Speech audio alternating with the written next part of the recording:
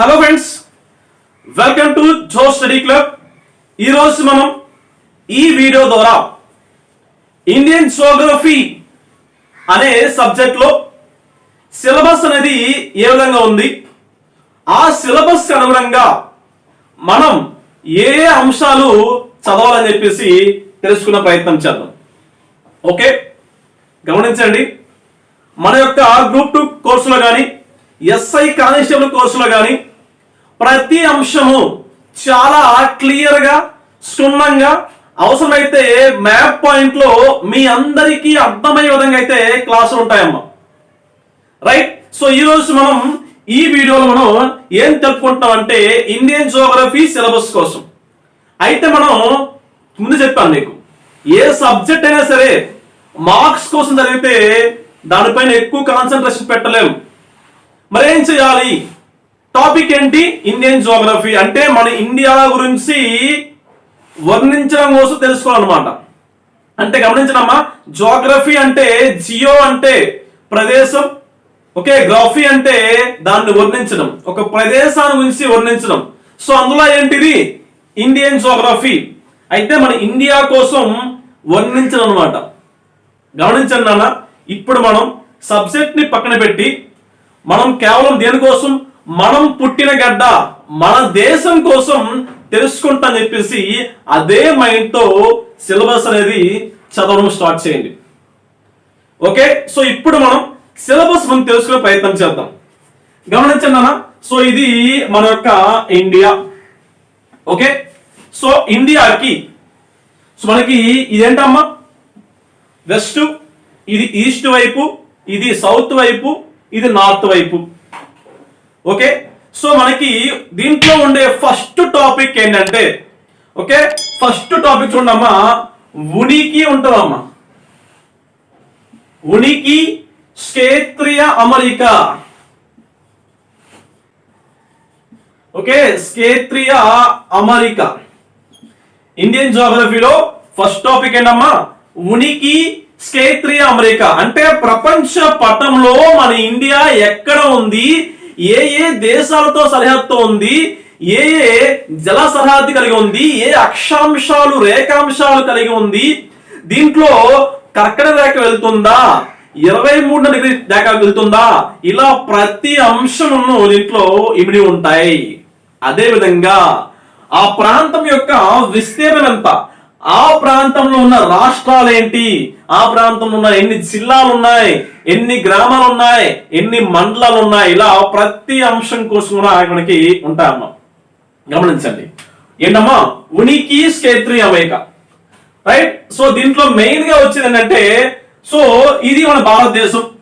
So ఈ భారతదేశానికి పేరు ఎలా వచ్చింది? రైట్.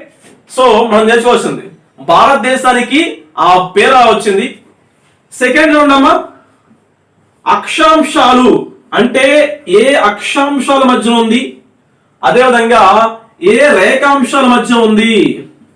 అంటే ప్రపంచ పటంలో, ప్రపంచంలో మొత్తం భూమండలంలో ఇండియా అనేది ఏ అక్షాంశాలు ఏ రేఖాంశం మధ్య ఉందని చెప్పేసి తెలుసుకోవాలి. వెరీ నెక్స్ట్ ఏంటంటే మనకి అంతర్జాతీయ సరిహద్దులు.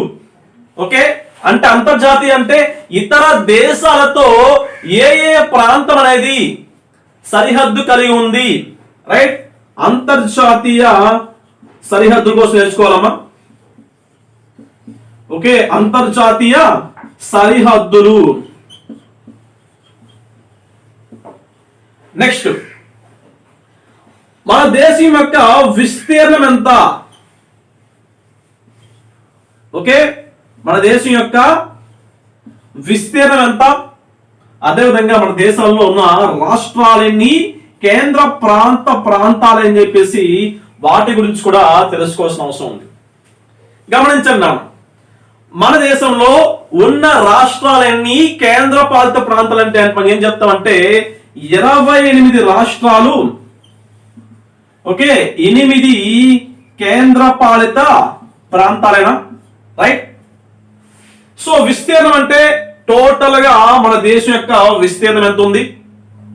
అంతర్జాతీయ సరిహద్దులు అంటే ఏమన్నా ఇక్కడ మనకి పాకిస్తాన్ తో మనకి మన దేశ సరిహద్దు ఉంది, ఆఫ్ఘనిస్తాన్ తో ఉంది, నెక్స్ట్ చైనాతో ఉంది, నేపాల్ తో ఉంది, భూటాన్ తో ఉంది, మయన్మార్ తో ఉంది, చివరిగా జల సరిహద్దు అయినా ఇక్కడ మనకి ఇలా చూసినట్టు మనకి శ్రీలంకతో కూడా ఉందన్నమాట. రైట్, ఇక్కడ మనకి అండమాన్ నికోబార్ దీవులు ఉంటాయి. ఓకేనా, అండమాన్ నికోబార్ దీవులు. సో దానికి కొంచెం దగ్గరలో ఇండోనేషియా కూడా ఉంటుందన్నమాట. ఓకే, అంటే మనం ఈ అంశాలు కూడా నేర్చుకోవాలి. అక్షాంశాలు రేఖాంశాల విషయానికి వస్తే భూమధ్య రేఖకు రైట్. సో అక్షాంశాలు అంటే మనకి ఇలా మన యొక్క భూమి ఉన్నట్లయితే సో ఇది భూమధ్య రేఖకు రైట్. సో ఈ భూమధ్య రేఖకు అక్షాంశాలు చూసినట్టు మనకి ఈ విధంగా ఉంటాయి రైట్. సో మనకి అక్షాంశాలు అండ్ రేఖాంశాలు అనేవి ఇలా ఉంటాయి అన్నమాట. సో మన ఇండియా అనేది ఈ ప్రాంతంలో ఇలా ఉన్నప్పుడు ఓకే, సో ఇలా ఉన్నప్పుడు ఏ అక్షాంశాలు మరియు రేఖాంశాలతో నిండి ఉంది అంటే ఆ సరౌండింగ్ లో ఉందని చెప్పేసి నేర్చుకోవాల్సిన అవసరం ఉంటుంది. ఓకే, చాలా చాలా ఈజీ టాపిక్ అమ్మా, తప్పకుండా 1 నుంచి 2 బిట్లు వచ్చే టాపిక్ అన్నమాట. రైట్, సో తప్పకుండా నేర్చుకోవాల్సిన టాపిక్ ఏంటమ్మా, ఉనికి scattering America. So at the same time ఇది అప్లికబుల్ టు మన ఏపీ కూడా ఉంది. నేను స్పెషల్ గా మళ్ళీ ఏపీ కోసం చెప్పని చూసుకోండి. సో ఏపీకి అయినా సరే మనకి ఇదే కాన్సెప్ట్ అన్నమాట. అప్పుడేమొస్తుందంటే ఏపీకి ఏ ఏ రాష్ట్రాలతో సరిహద్దు కలిగి ఉంది. ఓకే, అంతర్జాతీయ జల సరిహద్దు అంటే బంగాళాఖాతంతో ఈ విధంగా ఉంది. సో ఏ అక్షాంశాలు ఏ రేఖాంశం మధ్య ఉంది మన ఏపీ అన్నమాట. అదేవిధంగా చూసినట్టు మనకి విస్తీర్ణం ఎంత, దాంట్లో ఉన్న జిల్లాలు ఏంటి చెప్పేసి కూడా మనం తెలుసుకోవాల్సిన అవసరం ఉంటుంది. ఏపీ విషయానికి వస్తే same to same applicable for దేనికోసం, ఏపీ కొను రైట్. సో ఇది నేర్చుకుంటే ఆటోమేటిక్ మనకి ఆంధ్రప్రదేశ్ జోగ్రఫీ కూడా ఇదే సిలబస్ ఉంటుంది విషయం గమనించాలి. ఓకేనమ్మా. సో ఫస్ట్ ఏమైందంటే మనకి ఉనికి స్కేటరింగ్ అమెరికా ఫస్ట్ టాపిక్. ఓకేనా, అయిపోయింది. అయితే దీంట్లో పెద్దగా అప్డేట్స్ అనేవి ఎప్పుడో కానీ రావమ్మా. రీసెంట్ గా ఎప్పుడు లాస్ట్ ఇయర్ లో వచ్చింది అనమాట 371 ఆర్టికల్ ఎప్పుడైతే చేంజ్ అయిందో సో దాన్ని రద్దు చేశారో అప్పుడే వచ్చింది, కానీ పెద్దగా చేంజ్ అయితే రావు. ఓకే, స్టాక్ అనుకోవచ్చు ఈ టాపిక్ ని. అండ్ సెకండ్ టాపిక్ అమ్మా నైసర్గిక స్వరూపం. ఓకే, నైసర్గిక స్వరూపం గమనించండమ్మా. నైసర్గిక స్వరూపం అంటే మన యొక్క భారతదేశంలో ఉన్న ఏ ఏ ప్రాంతాలు ఉన్నాయని చెప్పేసి, అంటే ఏ ఏ ప్రాంతాలతో నిండి ఉందని చెప్పేసి తెలుసుకోవాల్సిన అవసరం ఉంటుంది. గమనించండి ఒకసారి చూడండి. మనకి ఈ ప్రాంతం నుంచి ఇలా టోటల్ గా చూసినట్లయితే మనకి హిమాలయాలు ఉంటాయి కదా. నెక్స్ట్ ఈ విధంగా గంగా సింధు మైదానం కలిగి ఉంటుంది. సో ఇక్కడ మనకి దక్కన పీఠభూమి ఇలా కలిగి ఉంటుంది ఈ విధంగా రైట్. సో నెక్స్ట్ ఈ దక్కన పీఠభూమిలో మనకి పశ్చిమ కనుమలు ఉంటాయి, తూర్పు కనుమలు ఉంటాయి. నెక్స్ట్ ఇదేంటమ్మా తీర మైదానం కూడా ఇలా కలిగి ఉంటాయి. గమనించండి, నైసర్గిక స్వరూపంలో మనం నేర్చుకోవాల్సింది ఏంటంటే ఓకే ఫస్ట్ అన్నమాట హిమాలయ వ్యవస్థ. ఓకే, హిమాలయ వ్యవస్థ దీన్ని మనం ఉత్తర ఉన్నత మైదానం అనొచ్చమ్మా. ఓకే, ఉత్తర ఉన్నత మైదానం అనొచ్చు. నెక్స్ట్ ఉన్నమ్మా సెకండ్ టాపిక్ చూసినట్టయితే మనకి గంగా మరియు సింధు మైదానాలు. ఓకే, గంగా మరియు సింధు మైదానం అమ్మా.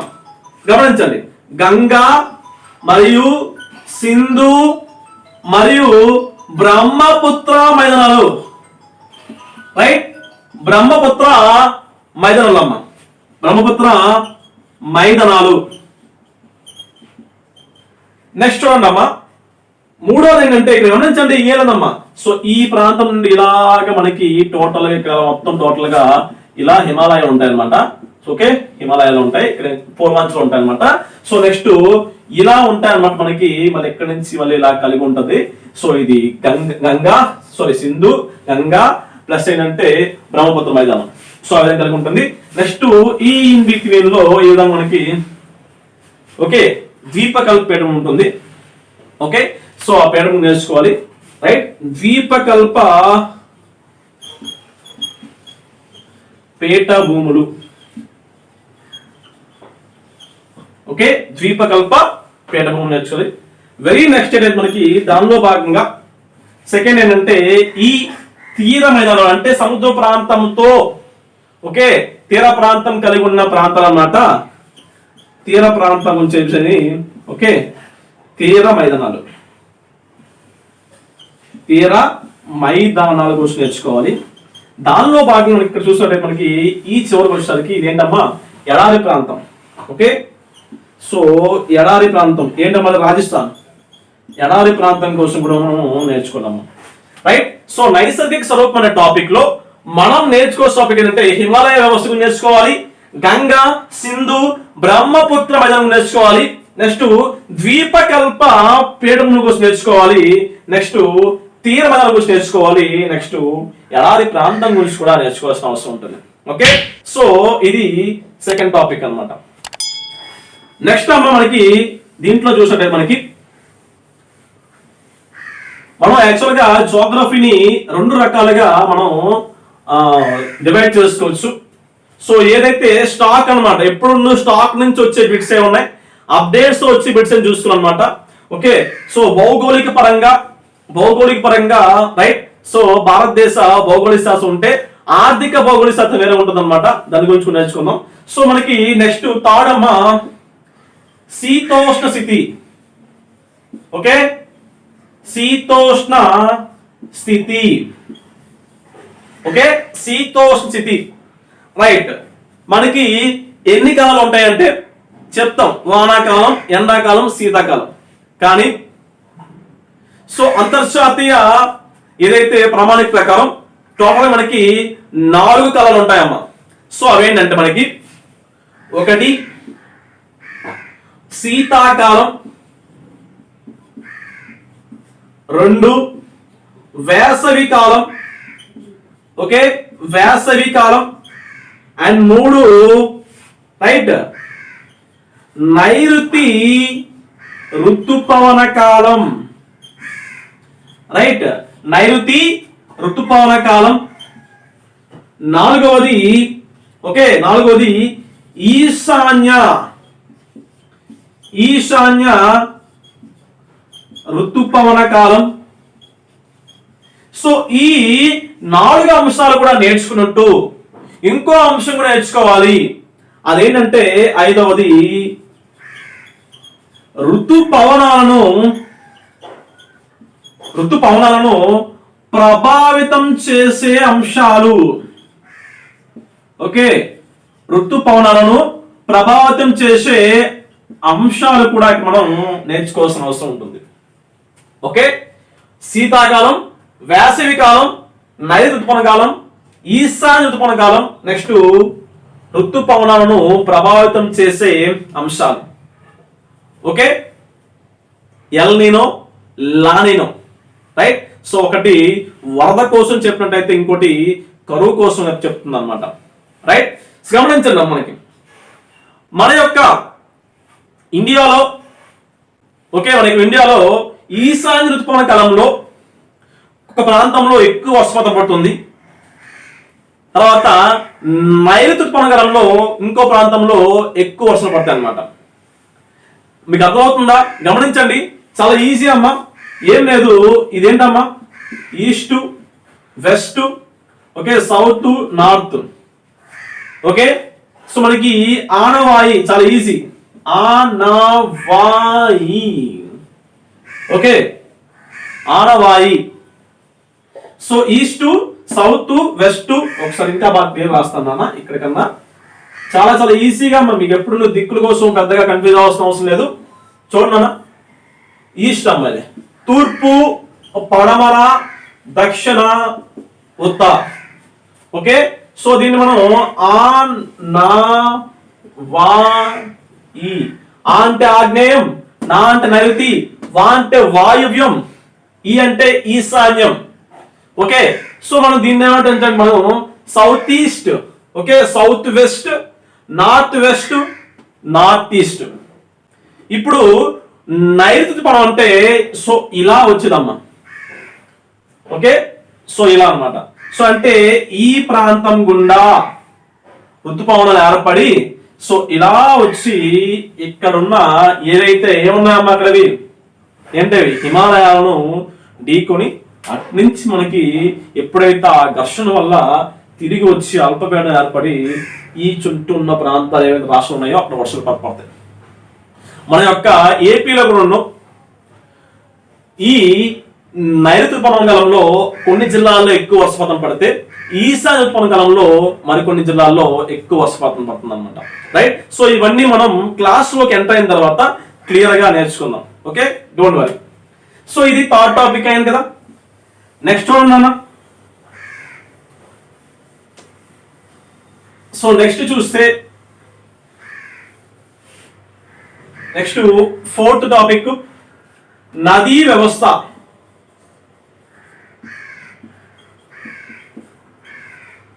రైట్, సో నదీ వ్యవస్థ ఇక్కడ గమనించాల్సిన విషయం ఏంటంటే మనకి రెండు రకాల బెనిఫిట్ తీసుకోవాలి. దాంట్లో ఇంకా మూడో పార్ట్ కూడా తీసుకుందాం. సో ఫస్ట్ ఏంటంటే హిమాలయ నదీ వ్యవస్థ. ఓకే, హిమాలయ నదీ వ్యవస్థ. రైట్ అమ్మా, అంటే సింధు, గంగా, బ్రహ్మపుత్ర నదులు ఎలా వస్తున్నాయి? అవి హిమాలయాల్లో ఏర్పడి వస్తున్నాయి కదా. అంటే మనం హిమాలయ నదీ వ్యవస్థ మనకి ఆ అంశాల కోసం కూడా నేర్చుకోవాలి. దానిలో భాగంగా తన ఉపనదులు ఏంటి, ఇంకేంటి కూడా అవి కూడా నేర్చుకోవాలి. రైట్, సో మెయిన్ గా ఏంటంటే గంగా, సింధు, బ్రహ్మపుత్ర. నెక్స్ట్ ద్వీపకల్ప నదీ వ్యవస్థ. అవేంటమ్మా? మన కృష్ణ, గోదావరి, మహానది, కావేరి. సో ఇవన్నీ ఎక్కడి నుంచి వస్తున్నాయి? ఇవన్నీ ఎక్కడి నుంచి వస్తున్నాయి మనకి? మనం గోదావరి అంటే ఏం చెప్తాం? నాసిక్ లోని త్రయంబకంలో ఏర్పడని చెప్తున్నాం. అది ఎక్కడ ఉంది? మహారాష్ట్ర. మహారాష్ట్ర ఎక్కడ ఉంది? ద్వీపకల్ప పీఠంలో ఉంది. రైట్, సో ఇక్కడ ఓకే. సో మరి పెన్నా చూసినట్లయితే మనకి ఎక్కడ నందిదుర్గ కొండల్లో ఉంది. సో అది ఎక్కడ ఉందంటే సేమ్ అది మనకి ఎక్కడ ఉంది? ద్వీపకల్ప పీఠంలో ఉందన్నమాట. సో సేమ్ కృష్ణ ఉన్నాం. రైట్, సో మనం ఈ రెండు అంశాలు మెయిన్ గా చూసుకోవాలి. నెక్స్ట్ అంతర్భాగ. ఓకే, అంతర్భాగ నదీ వ్యవస్థ కూడా మనం నేర్చుకోవాల్సిన అవసరం ఉంటుంది. రైట్, సో మనం ఇవన్నీ క్లాస్ లోకి వెళ్ళిన తర్వాత క్లియర్ గా point to point, pin to pin ఈ విధంగా మ్యాప్ వేసుకొని చెప్తాం. చాలా చాలా ఈజీగా. అసలు జోగ్రఫీ అంటే మనకి ఎంతో కన్ఫ్యూజ్ ఉంటుంది చివరికి. సీరియస్ గా ఎవరికైనా జోగ్రఫీ అంటే చాలా కన్ఫ్యూజ్ ఉంటుంది అనమాట. అలాంటి జోగ్రఫీ కూడా చాలా సింపుల్ గా మీకు అర్థమయ్యే విధంగా అయితే నేనైతే క్లాస్ చెప్తాను. మనకి ఇప్పుడు 4 అయ్యాయి. సో ఇవన్నీ అంటే బేసిక్ గా భారతదేశం అనేది అక్షాంశాలు, రేఖాంశాలు మారవు, అలానే ఉంటాయి. ఓకే, సో మనకి రాష్ట్రాలు అయితే అప్పుడు మారినప్పటికీ ఆ రాష్ట్రాలు ఉన్న మొత్తం ప్లేస్ కానీ విస్తీర్ణం మారుతుందంటే అది మ్యాక్స్ అలానే ఉంటుంది. ఓకే, దాంట్లో మార్పులు రావు. అంతర్జాతీయ సరిహద్దులు ఏమైనా మార్చగలమా? ఈ ఇండియాని తీసుకెళ్లి అమెరికా పక్కన పెట్టగలమా? మారదు. కాబట్టి ఇవన్నీ మారవు. అదేవిధంగా శీతోస్థితి అంటే మనకి ఆ 4 ఉంటే ఆ 4 మార్చలేము. నదీ వ్యవస్థ అంటే ఈ నదులు కూడా అక్కడే ఉంటే ఆ నదులు కూడా మార్చలేము. కాబట్టి ఇవన్నీ ఎక్స్పెక్టెడ్ బిట్స్ అమ్మా, ఎలా అయినా వస్తాయని చెప్పేసి ఎక్స్పెక్ట్ చేయొచ్చు. సో ఇప్పటి నుంచి నేను చెప్పే టాపిక్ ఏంటంటే ఆర్థిక భూగోళ శాస్త్రం. సో దీంట్లో ఉన్న అంశాల కోసం ఒక్కొక్కటిగా నేర్చుకునే ప్రయత్నం చేద్దాం. ఫస్ట్ దేని ఉన్న చూద్దాం. ఓకే, ఎందుకు ఆర్థిక భూగోళ శాస్త్రం అని చెప్పిన కూడా చెప్తాను అన్నమాట. రైట్, ఆర్థిక భూగోళ శాస్త్రం. ఓకే, సో మనకి ఫస్ట్ చూసినట్టయితే కొన్ని చూద్దామమ్మా. నీటి పారుదల, ఓకే, మృతికలు, అడవులు, పరిశ్రమలు,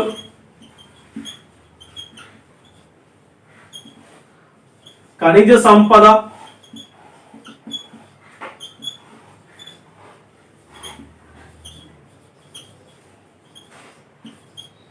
రవాణా,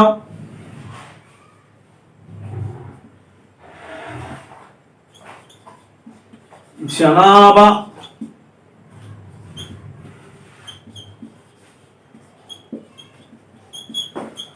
పర్యాటకం. ఓకే, సో ఇదొకటి మిస్ అయింది, చూద్దాం. చూడండి ఒకసారి. సో ఇవన్నిటికీ చూసినట్లయితే మనకి పర్యాటక శాఖ మంత్రి ఉన్నారా? ఉన్నాడు. రవాణా శాఖ మంత్రి ఉన్నారా? కేంద్రంలో ఉన్నారు. ఖనిజ సంపద ఉన్నారా? ఓకే, గనుల మినిస్టర్ అంటాం మనం. ఓకే, గనుల శాఖ మంత్రి ఉన్నాడా? ఉన్నాడు. పరిశ్రమల శాఖ మంత్రి ఉన్నారా? ఉన్నాడు. అటవీ శాఖ మంత్రి ఉన్నారా? ఉన్నాడు. నెక్స్ట్ ఏంటంటే ఈ సాయిల్ సంబంధించి ఉన్నారా? ఉంటాడు అనమాట. నెక్స్ట్ ఈ నీటి పారుదల కోసం ఉన్నాడా? ఈయన కూడా ఉన్నాడు అనమాట. ఓకే, మనకి ఇవన్నీ ఏంటంటే ఆర్థిక పరమైనవి. సో ఎలా ఆర్థిక పరమైనవి? దీని నుంచి మనకి ఆ ఇన్కమ్ సోర్స్ అనేది వస్తూ ఉంటుంది. దీని నుంచి మనకి అప్డేట్స్ కూడా ఎప్పటికప్పుడు వస్తుంటాయి. బేసిక్ గా మనం జాగ్రఫీని 2 పార్ట్లు చదివితే చాలా ఈజీ. ఫస్ట్ పార్ట్ అనేది తప్పకుండా అవి దాంట్లో పెద్ద చేంజెస్ ఉండవు, అవే వస్తాయి. సో ఇవి చూసినట్లయితే మనకి బేసిక్ గా కొంచెం అప్డేట్స్ కూడా వస్తుంటాయి. అప్డేట్స్ ని ఎప్పటికప్పుడు మనం మార్చుకుంటూ వెళ్ళాలి. రైట్ అమ్మా. సో ఇప్పుడు మనం ఫస్ట్ టాపిక్ చూసినట్టు మనకి నీటి పారుదల. ఎప్పుడైతే మనం నదులు నేర్చుకుంటామో ఆ నదులు నేర్చుకున్నప్పుడే అక్కడ మనం నీటి పారుదల కోసం కూడా నేర్చుకునే అవసరం ఉంటుంది. గమనించండి, ఇక్కడ నీటి పారుదల అంటే కేవలం ఏంటది? ఒక నదులేనా? కాదు. ఏమున్నాయి ఇంకా మనకి నీటి పారుదల? దాంట్లో కాలువలు ఉన్నాయి, బావులు ఉన్నాయి, రైట్, చెరువులు ఉన్నాయి, నెక్స్ట్ నదులు ఉన్నాయి. రైట్. సో మనకి ఏంటంటే నీటి పారుదలలో వీటి గురించి చదువుకుంటూ వీటిపై పెట్టే నీటి పారుదల ప్రాజెక్ట్ కూడా మనం నేర్చుకోవాలన్నమాట. ఓకే, నదులు అక్కడ ఉంటాయి, నదులు మనం మార్చగలమా? అలానే ఉంటాయి నదులు. సో వాటిపైన ప్రాజెక్ట్ అనేవి ఎప్పటికప్పుడు అప్డేట్స్ అవుతుంటాయి కాబట్టి సో ఆ ప్రాజెక్ట్ కూడా తెలుసుకోవాల్సిన అవసరం ఉంటుంది. సపోజ్ మన ఆంధ్రప్రదేశ్ లో గోదావరి నదిపై ఉన్న అతి పెద్ద ప్రాజెక్ట్ ఏంటంటే ఏం చెప్తాం? వెంటనే మనకి ఏం చెప్తాం? పోలవరం ప్రాజెక్ట్ చెప్తాం. మరి గోదావరి నది పైన బ్రిటిష్ వారు కట్టించిన ప్రాజెక్ట్ ఏంటి? దట్ ఈస్ ఆ ఆనకట్ట ఏంటంటే ధవళేశ్వరం ఆనకట్ట అని చెప్తాం. సో అలాంటివి అనమాట ప్రతి నది పైన ఉన్న ఆ ప్రాజెక్ట్ అని తెలుసుకోవాలి. నెక్స్ట్ కాలువల ద్వారా, బావుల ద్వారా, చెరువుల ద్వారా మరియు నదుల ద్వారా అయితే మనం సాగునీటిని అందిస్తాం. రైట్. సాగు మరియు త్రాగునీటిని అందిస్తాం కాబట్టి అవి కూడా మనం పూర్తి స్థాయిలో నేర్చుకోవాల్సిన అవసరం ఉంటుంది. రైట్. చాలా ఈజీ టాపిక్. మనం ఎలా అంటే ఫస్ట్ నది నేర్చుకొని ఆ నదికి సంబంధించిన ప్రాజెక్ట్ కూడా నేర్చుకున్నట్టయితే చాలా ఈజీగా అయిపోద్దాం. ఓకే, నెక్స్ట్ మృతికలు. సో ఈ మృతికల్లో అసలు మృతికల్లో రకాలే ఉన్నాయి. తప్పకుండా వచ్చేస్తుందో బిట్టు. మొన్న కూడా సచివాలయం బిట్టు వచ్చింది మన ఏపీ సంబంధించి. ఆంధ్రప్రదేశ్ లో గల నేలలేవని చెప్పేసి. ఓకే, ఎర్ర నేల, నల్లరేగడి నేల, ఒండ్రు నేల అని చెప్పేసి మనకి ఆప్షన్స్ వచ్చింది అనమాట. ఓకే, సో మనకి నేల చూసినట్టయితే మనకి మన భారతదేశంలో ఏవైతే నేల రకాలు ఉన్నాయో సో ఆ నేల రకాలు చూసుకోవాలి. అదేవిధంగా ఆ నేలల క్రమక్షయం కూడా, ఓకే, క్రమక్షయం కూడా నేర్చుకోవాలి దీంట్లో. రైట్. సో ఈ 2 అంశాలు కూడా నేర్చుకోవాలి. రైట్. మరి ఈ నెలల్లో ఉండే సో ఆ యొక్క మూలకాలు ఏంటి కూడా జింక్ కానీ ఫాస్ఫరస్ కానీ, ఓకే, సో ఏవైతే మనకి పొటాషియం ఇలాంటివి ఏవైతే ఉన్నాయో సో ఆ అంశాలు కూడా మనం నేర్చుకోవాలి. దాని ప్రకారం అక్కడ ఏ పంటకి అనుకూలం కూడా మనం నేర్చుకోవాలి. ఓకే, సో మనకి మృతికలమ్మ మర్చిపోయాను అంటే మెయిన్ మర్చిపోయాను వ్యవసాయం. ఓకే, వ్యవసాయం టోటల్గా 13 టాపిక్స్ వ్యవసాయం.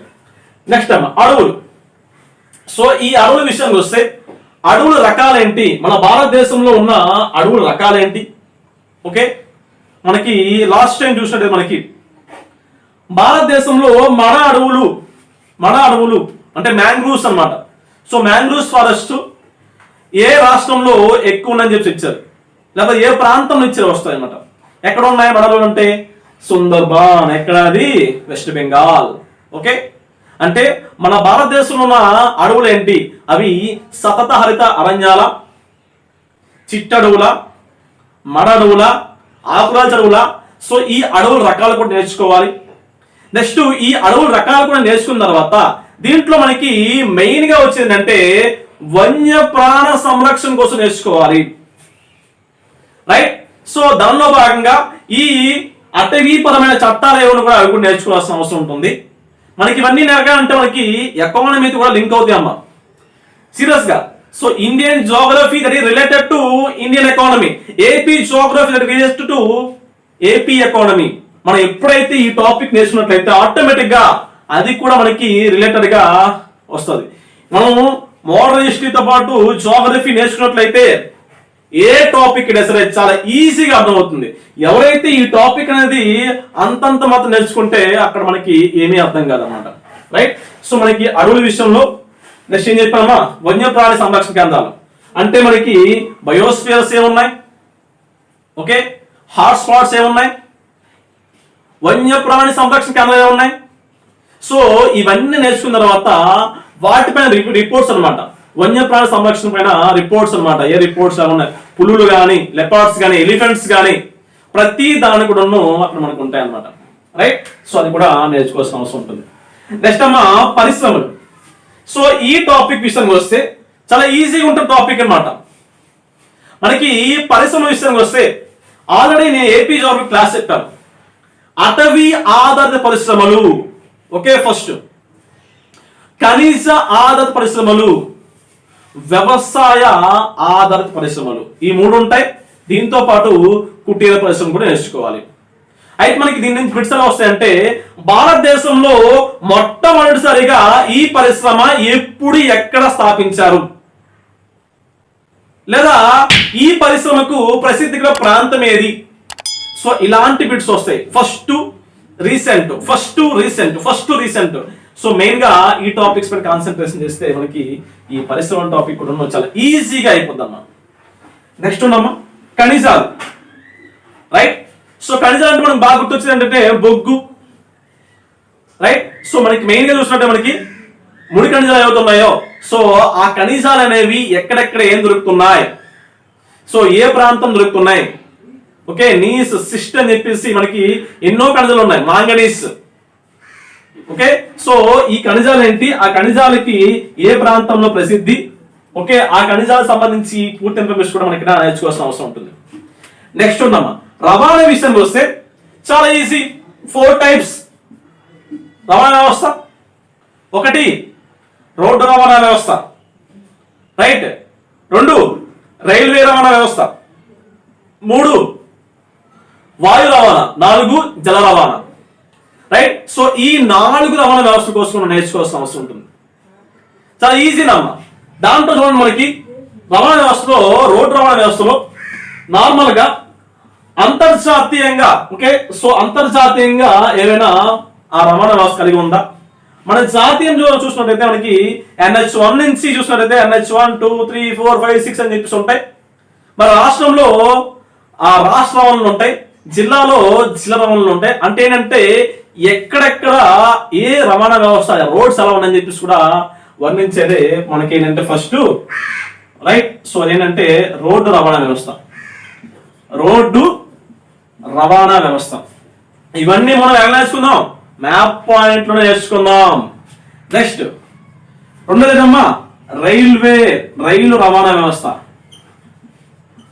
రైట్. సో మనకి రైల్వే బోర్డ్స్ ఏంటి, ఓకే, రీసెంట్ మనకి ట్రైన్ 8 వచ్చి దాని గురించి నేర్చుకోవాలి, వందే భారత్ వచ్చి నేర్చుకోవాలి. రైట్. సో రీసెంట్ గా మనకి ఆంధ్రప్రదేశ్ కి విశాఖపట్నం రైలు జోన్ వచ్చింది. సో ఇలా ప్రతి అంశం, ఆ జోన్ ఏంటి, ఆ జోన్ ప్రాంతాలు ఏంటి, సో దాంట్లో ఏవైతే ఫేమస్ ఉన్నాయని చెప్పేసి ఇలా ఈచ్ అండ్ ఎవ్రీ పాయింట్ కూడా నేర్చుకోవాల్సిన అవసరం ఉంటుంది. నెక్స్ట్ ఏంటమ్మా జల రవాణా. దీని విషయానికి వస్తే మనకి పెద్దగా ఐడియా ఉండకపోయినా ఇక్కడికి వెళ్తే ఏదైతే గంగా నది ఉందో, సో మనకి ఈ గంగా నది కూడా జల రవాణా వ్యవస్థ ఉందమ్మా. ఓకే, మనకి జాతీయ జల రవాణా వ్యవస్థ ఉందన్నమాట. అంటే ఏంటంటే మనకి ఈ ప్రాంతంలో పెద్దగా ఏం తెలియదు కానీ, సో అక్కడ ఏంటంటే ఏదైతే మనకి ఇండస్ట్రీస్ అని నడిపినప్పుడు, సో అక్కడి నుంచి ఏంటంటే మనకి ఆ రవాణా వ్యవస్థ ఉంటుంది, జల రవాణా వ్యవస్థ ఉంటుంది. మనకి ఏంటంటే ఈ అంతర్జాతీయంగా ఇది చూసుకోవాలి, మనకి లోపల అంతర్భాగంగా ఉన్న రవాణా వ్యవస్థ కోసం నేర్చుకోవడం అనమాట.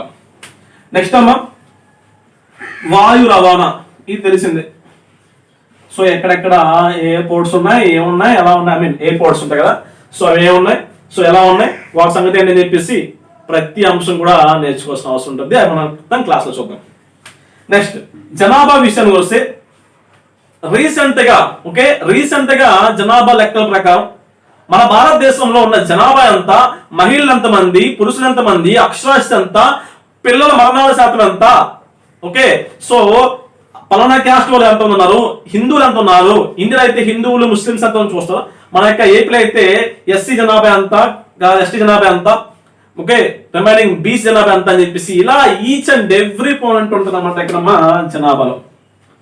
నెక్స్ట్ పర్యాటకం, మీ అందరూ తెలిసిందే ఏవైతే ప్రసిద్ధమైన ప్రాంతాలు ఉన్నాయో సో ఆ ప్రాంతాల్లో సపోజ్ చూడండి మా యొక్క శ్రీకాకుళం విషయానికి వస్తే పర్యాటక ప్రాంతం ఏంటి, కలింగపట్నం బాగుంటుంది, అరసవెల్లి, శ్రీముఖలింగం, రైట్, మరి భావనపాడు, సో ఇలాంటి ఏంటంటే పర్యాటక ప్రాంతాలు.